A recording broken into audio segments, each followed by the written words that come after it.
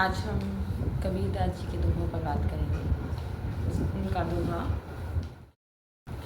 पिए का मार्ग सुगम है तेरी चलन अबेर, नाच न जाने बापुरी कहे आंगन टेढ़।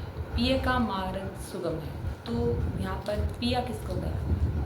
पिया कहा गया है ईश्वर को। ईश्वर वो नहीं जिसे आप ईश्वर मानते हैं। ईश्वर वो जो निराकार है, निराकार ब्रह्म है, जिसको कबीरदास जी ने अपना सद्गुरु माना है, पिया माना है, जिसके प्रेम में उन्होंने अपना जीवन बिताया है। तो उन्होंने ये कहा है कि पिया का मार्ग बिल्कुल आसान है। हम कैसे भटक रहे हैं ऐसे? हम प्रभु के नाम पर कभी मंदिरों में, मस्जिदों में, पता नहीं कहाँ कहाँ तीर्थ यात्रा, चार धाम, कहाँ कहाँ भटकते हैं। इसी पर ही उन्होंने कहा है पिया का मार्ग सुगम है। उसके लिए कहीं इधर उधर भटकने की ज़रूरत नहीं है, बिल्कुल आसान है, सुगम रास्ता है। उन्होंने ये भी कहा है केवल हमारी चलन ही टेढ़ी है, चलन ही अबेड़ है, टेढ़ी मेढ़ी है, सही रास्ता नहीं है हमारा रास्ता गलत है। और उस गलत रास्ते पर चलकर हम उसको, उस ब्रह्म को ढूंढने की कोशिश कर रहे हैं, उस ईश्वर को पाने की कोशिश कर रहे हैं। आप ये देखो कि जो चीज़ जहाँ है ही नहीं, हम वहाँ ढूंढ रहे हैं। या ये कहो कि जो चीज़ हर जगह है, तो उसके लिए कोई एक जगह कोई स्पेशल हो सकती है कि वो वहीं मिलेगा। तो हम क्यों भटक रहे हैं? वो यही है, आज है, अभी है, इसी वक्त है। तो हमें कहीं भी भटकने की ज़रूरत क्या है? इस पर एक मुझे कथा याद आ गई, एक स्टोरी। एक बुज़ुर्ग लेडी है, एक औरत है, जो अपने घर के आगे एक सुई ढूंढ रही है और बूढ़ी है, आँखों की रोशनी कम है, पर वो ढूंढे जा रही है अपनी सुई को। तो आने जाने वाले पूछते हैं, माता जी क्या हो गया, क्या ढूंढ रहे हो? तो वो सबको कहती है कि मेरी सुई गुम हो गई है। अब सब सोचते हैं कि बुज़ुर्ग औरत है, इतना परेशान हो रही है, क्यों नहीं इनकी मदद कर दी जाए?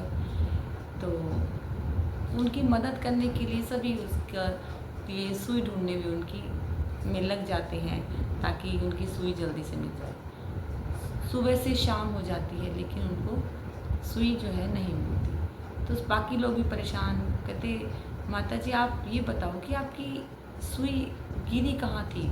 और पूरी जानकारी लेने की कोशिश कर रहे हैं, आखिर गिरी कहाँ थी, यहाँ वहाँ कहाँ, उसको एक स्पेशल जगह जहाँ उनको उसको ढूंढा जा सकता है। तो वो कहती है मेरी सुई तो अंदर, मेरे घर के अंदर गिरी थी। तो सब भौचक के हैरान, कैसी मूर्ख बुढ़िया है, सुई गुम तो हुई है अंदर, गिरी अंदर है, ढूंढ रही है बाहर, ये कैसे पॉसिबल है? तो वो उससे बुढ़िया को कहते हैं अम्मा ये क्या कर रही हो? जब तुम्हारी सुई गिरी अंदर है तो बाहर क्यों ढूंढ रही हो उस चीज़ को?